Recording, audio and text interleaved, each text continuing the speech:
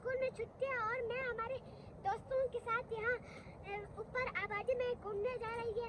और ये देखो नाज़रीन, ये एक खुबानी की तरफ है और यहाँ अभी खुबानी की फल मौजूद है और हम इसे खाकर हम ऊपर आबादी में घूमने जाते हैं।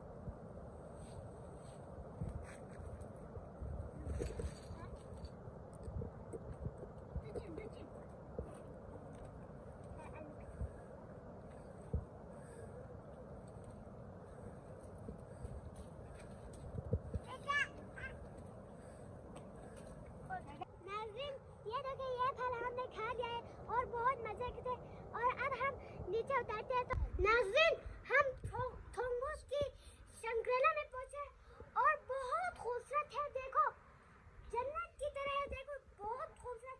यहाँ झील है, वहाँ देखो, वहाँ एक बड़ा याक भी है।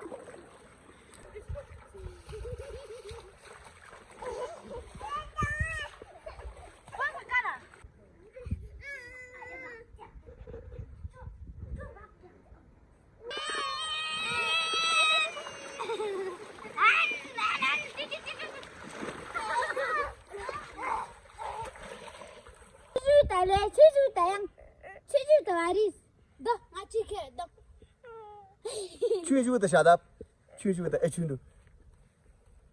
춤이 죽었다